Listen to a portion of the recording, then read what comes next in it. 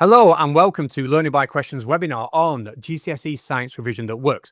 As teachers, we spend a lot of time planning our revision lessons for our students, and we put a lot of effort in to get through the course content way ahead of the exam, so we've got lots of time to do as much revision as possible. And we also expect our students to do a lot of revision at home. But the unfortunate reality is, and I think we'd all agree on this, that however hard our students are revising, they're perhaps not always revising in the most effective way. And a lot of the information they're trying to get into their brains ends up being lost and not kind of sticking in the long-term memory.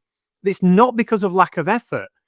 It's more a lack of understanding of how the brain works and what revision techniques are perhaps best and most efficient. So I want to look at that in this webinar in the first part, how the brain works and how information goes from being presented to the brain into the long-term memory. And then along the way, we might look at how we can actually use that information to give our students some really good revision tips and techniques, and how we might even be able to adapt the way we do one or two things in the classroom, again, to try and lean into this understanding of how the brain works. At the end of it, I'm going to demonstrate Learning by Questions diagnostic package to you, which is essentially something that you can use on a free trial.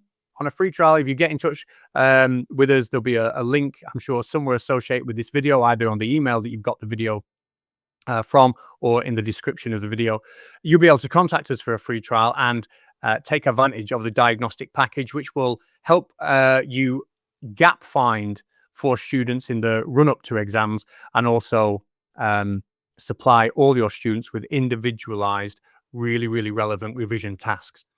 Anyway, let's have a look at how the brain works. Long-term learning, most psychologists agree, can be broken down into three different sections: encoding, consolidation, and retrieval. You will see psychologists breaking these down into maybe more granular sections, sometimes 5, 6, 7 different parts. But in general, we can look at it in these three groupings. Now, encoding is what happens when we are first given information. Maybe when we first hear somebody say something, we first maybe watch a video, or we first read something. And that is the point of entry of information for the first time into our brain. Now, if we passively take this information on board, a lot of it ends up getting lost. If we can make encoding an active process, a lot more of that information ends up getting to the brain. In other words, if we can transform the way the information is being represented in our brain compared to how we first saw it, then a lot more of it is going to end up going on to the other two stages and eventually stick. So one way of doing that is to encourage our students, when they're presented with facts, to transform them into questions. So, for example, students might be given the fact smoke alarms contain an alpha source. That might be one of the things they're trying to tick off on their list of information. But if we can encourage the students to take these sentences and turn them into questions, such as, why do smoke alarms contain an alpha source? Well, suddenly their brain has been active. It's been taking information and restructuring it into a question. But also, questions have a lot more structure and relevance to the brain. They're far easier to remember. Questions are actually easier to remember than individual facts. Now, a student might not actually know at this point the answer to the question, why do smoke alarms contain an alpha source? And obviously the end goal is for them to go on and understand that. But they will remember the question more likely than they will the fact. And contained within the question is the information we want them to have. The alpha sources are found in smoke alarms. So it's a win-win. So as many little facts as you can, why not turn them into questions, such as this one here. Root hair cells have thin cell walls. Again, why do root hair cells have thin cell walls? Contained in that question is the fact we want them to learn. But the question, especially if the student has done that encoding for themselves, if they've taken that information and rearranged it and transformed it into a question themselves, it's far more likely to stick. So if we are just having a list of information we want our students to learn, a list of facts, a great activity in the classroom, give them that list of facts and ask them to come up with their own questions, change it into their own questions. And of course, then they can go on and try and find the answers. But that's far more likely to help that information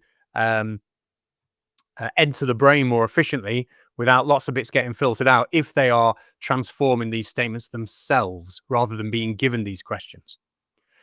Another great way of encoding is imagery. I really like this one. This is a Learning by Questions image. You may have seen similar ones before. There's no text on here, but somebody has taken the definitions of voltage, current, and resistance, and they've created this fantastic image here, which is really, really memorable. And it's another example of encoding. If we can get our students to design images that remind them of facts, it doesn't have to be as well thought out as an articulate as this, but if a student can associate an image while they're creating their mind maps with the actual fact itself, again, that is a form of transforming that information. And these tips have been around for a long time. Create mind maps and associate the images. But it's important that we're not just drawing any old image. Obviously, can we somehow think of how the image itself represents the specific fact that we're trying to remember, and encourage our students to draw these images next to our facts, and also maybe keep a nice little set of flashcards that just has the image on there. And that'll be important later on. Not just have the image on the mind map, but make some accompanying flashcards as they're doing it with just the image on. And we'll see later on when we get to retrieval why that might be useful. So some really good ways of encoding, like we've just said here, mind maps, flowcharts, labeled diagrams. A lot of these things, we do anyway. But the main thing here is that we aren't copying flowcharts or copying label diagrams. We are taking information and we are converting it by pushing our brain to try and think, how can I represent this information either as a table, either as a diagram? How can I change the form this information has been given to me? And it's an active process. It takes a bit of brain power. It takes a bit of effort. But if you can challenge your students to do this in the lesson, far more of that information is going to enter the brain. I've also got here pause revision videos to make flashcards. There's some brilliant revision videos on the internet, absolutely fantastic ones. But just watching them start to finish is nowhere near as good as watching them, pausing them, and then taking that information you've heard and transforming it into a table or a flashcard or whatever, transforming it into a different form yourself. That's really, really going to help with that encoding process. Some examples of techniques that are pretty poor at this encoding that allow a lot of information to be lost. I think we've kind of covered this, but just reading notes over and over again, highlighting text, copying stuff word for word, basically anything here that doesn't allow the student a chance to convert the information they're given into a different form. This one at the bottom, just listening to the teacher, I spent absolutely probably the first half of my teaching career. I taught for 20 years, and I probably spent the first half of my teaching career in those revision sessions talking at the students. At the end of them, I was shattered and I'd worked really hard, but that doesn't mean that the revision session was a good session. The children's brain, the students' brains were passive. And I just, look back now and think how much of that information that I was working really hard to get out there, how much of it was lost. Had I presented them information themselves and had them working on that information, changing the way it looked, getting it into the brain rather than just listening to me, if I'd have facilitated that process rather than tried to lead that process just vocally, how much better things would have gone for them. Obviously, as time goes on, we live and learn, and that's not how I finished my career. But it is a mistake I think a lot of new teachers make. I certainly did. Now, after encoding, we enter the consolidation process. Now, encoding, like we said, is how information gets into the brain. Consolidation is what makes it stay there. And it happens after we've done our little bit of revision. Quite often it happens while we sleep. The brain starts to process this information and try and make links to prior learning. It replays the information and tries to think about where in our brain each little bit of information is going to be stored. Sleep is really, really important. When we're revising for our mock exams, we might cram the night before, and it might just about get some information in our brain to see us through the next day. But that information, is it really going to be there realistically 8 to 10 weeks after? Probably not. At least most of it won't be. So, don't be cramming and not getting any sleep. Sleep really is massively important for this consolidation process. Now, when the consolidation is happening, different parts of what you've learned, what you've seen, what you've tried to take on board get stored in different parts of the brain. So, for example, sounds or specific words end up in the temporal lobe, images in the occipital lobe, and any kind of links that you've made to other things in your life or past learning end up just spread all over the cortex in various parts. And this is why encoding is really important. Because if you're taking information and you are transforming it into images, into keywords, trying to make links to other parts of the specification with certain questions you're transforming it into, then you are creating lots and lots of little bits of information that eventually is going to be stored in multiple parts of the brain rather than one. That's why the encoding is important. Because now we don't have that information stored, for example, just in the temporal lobe because we just read it. We have it in many, many places in the brain, and it's much more likely to stick. Now, when it comes to consolidation, just because information has been consolidated doesn't mean we're going to remember it forever. This is the forgetting curve. And the thing about the forgetting curve is it really highlights to us that we need to allow a little bit of time to elapse between revising something and then coming back and reviewing it again. Quite often, as a teacher, it was very tempting to say, right, we're going to revise electricity as a topic. We're just going to revise that topic right now. And then next week, we're going to be revising this topic. And by the time we get to the exams, we're going to have gone through all the topics. But that doesn't, well, it certainly gives us time to forget, but it doesn't give us time to review. And it's these reviews that, again, when and we'll get onto how that should look soon, but when we review this information, it brings it back into the brain. And you can see that less and less is forgotten each time. So we need to find a way where we are revisiting that information, really ideally from as far out as we possibly can. Now, one way we can do this through our revision periods are like iterative starter tasks. So perhaps you might do a revision session where you are learning not just electricity, but you're chunking up, and we'll look at chunking in a second, but you are chunking up your revision, maybe a little bit of electricity, a little bit of specialized cells, a little bit of displacement reaction. And as time goes on, you can then use starter slides that call back to all three of those as the weeks go on to continually kind of help bring this information back over and over again. And maybe by the time these starter slides have assessed that revision 4 or 5 times, you can finally drop it and move on to something else. Now, I think, and that's really what I was trying to get to here. The temptation is to try and just revise one topic at a time and think, I've done that, we've revised that, let's tick it off. You have to allow yourself time to forget, and then you have to allow your recall, if it's effective enough, to do the job, and kind of like repeatedly, as you look back at that information, less and less will be forgotten as time goes on. So chunking really, really is important. In fact, there's a paper here. I'll not go into it, but it does say down here that this was a school in Thailand, I believe it was, where it looked at the effect of chunking and saying that revision works really, really well as long as we're not exceeding maybe about 4 chunks. So for me, in a revision session, we've got an hour-long revision session. Would I do an hour on just one topic, or would I maybe split it into 3 20-minute sessions? And then what happens then is the brain treats each of those little mini topics very, very separately. And you can have sort of like the consolidation for all 3 mini topics happening really, really well at the same time, rather than having one big topic and a lot of that information being lost. I suppose a change is as good as a rest. You know, we hear that, and this is really an example of that in learning. And also, if we're chunking, again, that allows us to get through the same amount of work, but obviously we're spreading it over a longer period of time and allowing ourselves chance to look back as the weeks go on. Now, once we've done that, once we've encoded our information, we've got it into our brain in an effective way, we have allowed ourselves time to sort of forget that information. It is time to bring it back through retrieval. And the best form of retrieval that has been shown by far is active recall. I'll be honest, it is so tempting when you want to refresh your memory on something, just to put a video on and watch it and think, oh, I remember that now. Or just to do a little bit of reading again, say, oh, I get that now. I remember it. But it's very often when you do recall in that passive sense that it doesn't stick as well as it should do. Can we make this recall active?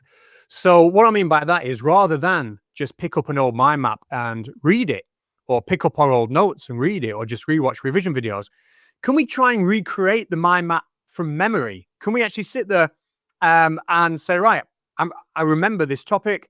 I'm going to go through it now and create this whole mind map without looking at any of my notes.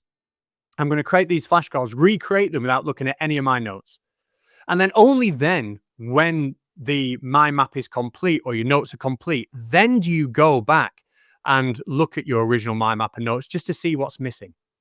And that's really, really, really far more effective than just looking over your old notes as revision. Get your brain to be actively recalling this information rather than just passively presenting it to your brain again. Now, a nice little trick you can use are to use retrieval clues while you're doing this. I mentioned earlier on when we were talking about images that if we were to think about images that we could link with facts and then take those images and just put them on flashcards, just the image without any of the information, then while we're kind of in the retrieval, the active recall process, and we're creating our mind maps, if we are struggling a little bit before we go to those notes, before we go to our old mind maps and flashcards, we might be able to take out one of these images, and that might be all we need to help strengthen that link in our mind between the image and the fact, and it might help us pull that fact forward. Because after all, we're not just then being presented with the fact, our brain is still using this clue to pull that fact out itself. So I really do like that. Again, we can do this just with keywords. If you're not good with images, well, are there certain keywords that you can present yourself with that might help you pull facts out your brain? Or even the questions we were talking about before. Now, active recall. I've put active retrieval on that slide. My apologies there. Mind that they are interchangeable terms. This is something that has been proven to be extremely powerful. The lady on screen here is Dr. Elizabeth Loftus. She's a psychologist and very, very famous one. And she showed that every time you actively recall information, not only are you recalling the information, but you are also forging new memories about the time you recalled that information. You're creating a whole other bank of memories in your brain that really, really strengthens the link. And she actually went on to do an incredible experiment. She took some young adults in their early 20s and she spoke to their families, and she took 3 real life stories from their relatives about these young 20-odd-year-olds when they were children, and she started to get these young adults to recall these memories from their childhood. But what she also did is she claimed that their parents had said that they were lost and distressed in a shopping mall while they were children. This was a fake memory. She obviously made sure that that actually never happened to them. So she presented them with 3 real memories and a fake memory. And while they were having the conversation, the initial conversation, these 20-year-olds couldn't really remember this fake memory. They could remember the 3 real ones, but not the fake one. But through a series of interviews with these young adults, as she was questioning them again and again, they started to forge links between this false memory of being abducted and the real memories they've had of talking about it.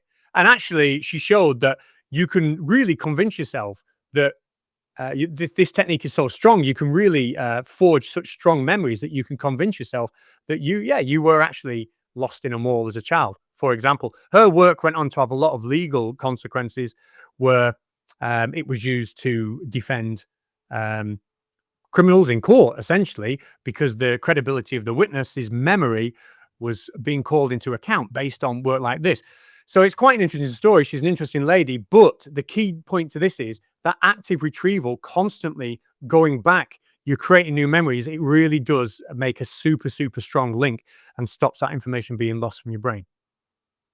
Now, that's how the memory works. Hopefully that gives you a slightly better idea. I guess the take home of this is when you're presenting students with work, can you find a way to presenting them with information? Sorry, can you find a way to present them with information in a way that allows them the ability to or the opportunity to transform it into something different? That's a real key. Can you structure your revision in school so you are revisiting topics maybe every 3 or 4 weeks leading up to the exams to allow them time to forget? And then when you do have those kind of boostery sessions, Can you structure those booster sessions in a way where the students' brains are doing the work and recalling the information rather than just being presented with it again?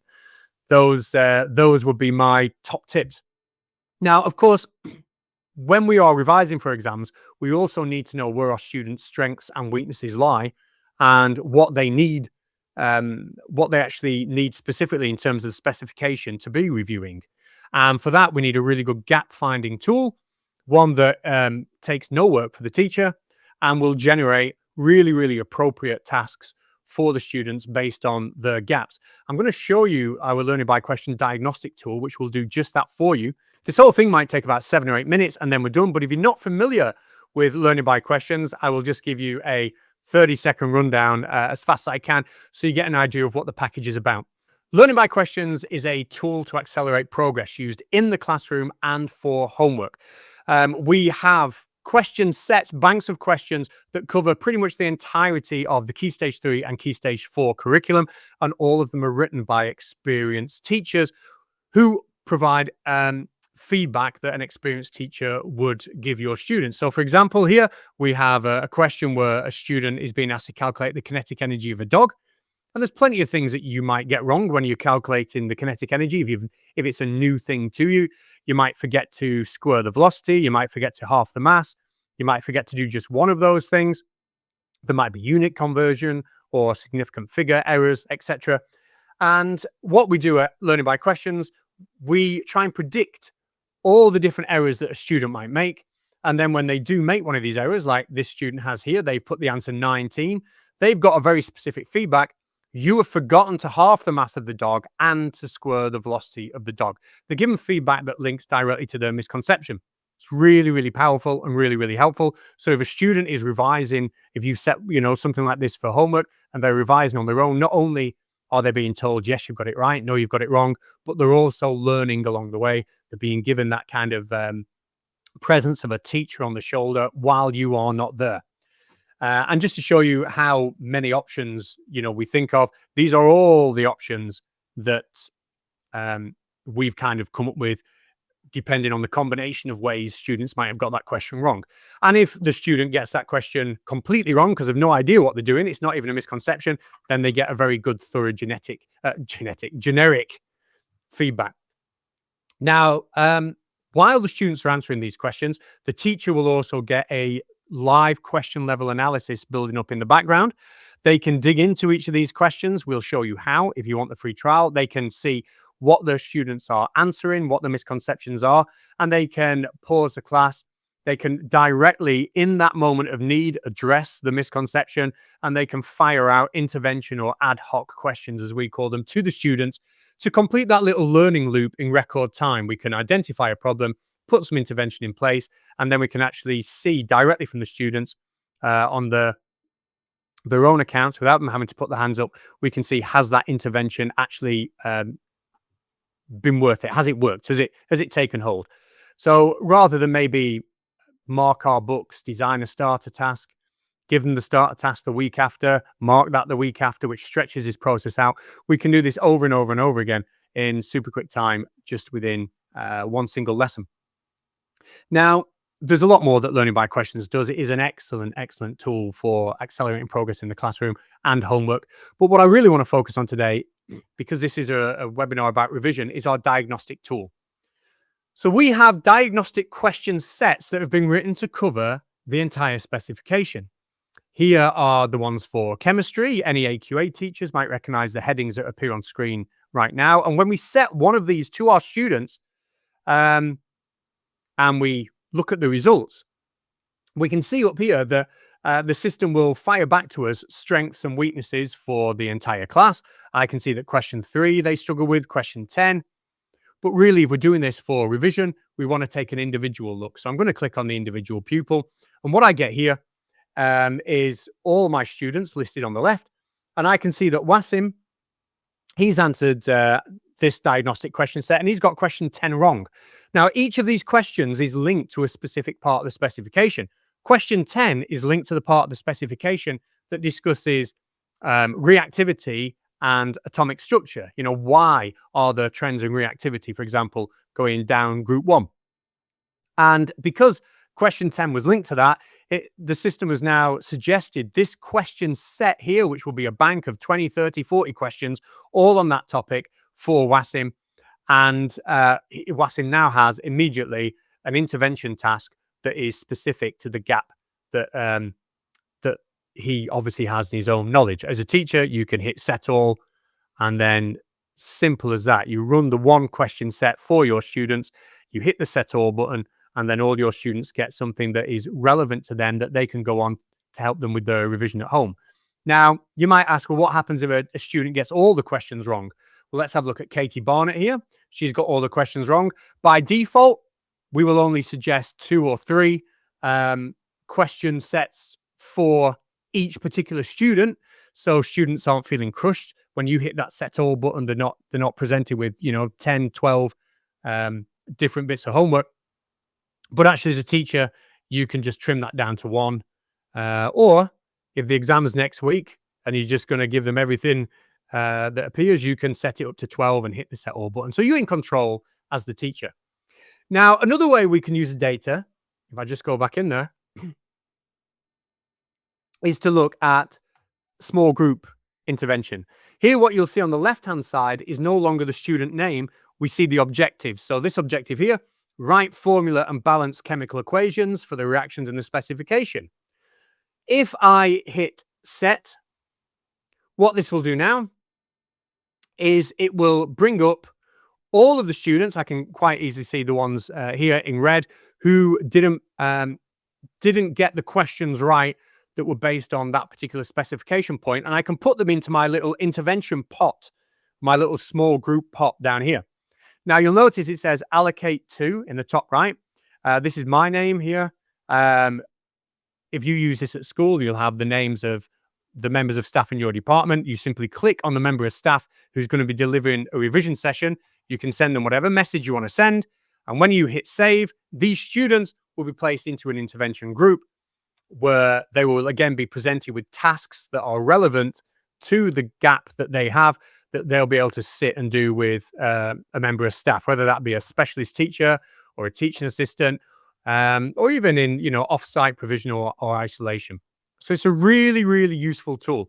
Essentially, what it allows you to do is find the gaps that students have in the run-up to an exam, and then provide those students with really worthwhile activities that will help them address those gaps. So again, if you want to have just a conversation about learning by questions and how it works, maybe have a free trial of this and the build up to the exam, so you can help students target the revision areas more efficiently. Just get in touch, and you'll end up with a meeting with me and somebody else, and we'll show you everything LBQ does and how to use it. But other than that, thank you so much for watching, and good luck.